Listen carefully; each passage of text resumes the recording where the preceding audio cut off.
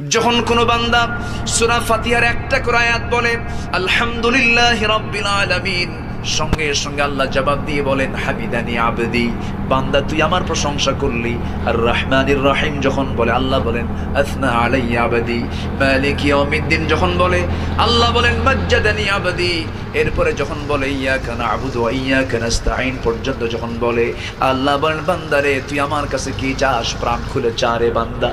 ইহদিনাস সিরাতাল মুস্তাকিম থেকে শুরু করে নিয়া ওয়ালাদ-দাল্লিন পর্যন্ত যখন বান্দা বলে তখন আল্লাহ বলেন বান্দা নামাজের মধ্যে এমন প্রেমের খেলা খেললি বান্দা, তুই যা চাইলি সব আমি আল্লাহ কবুল করলাম।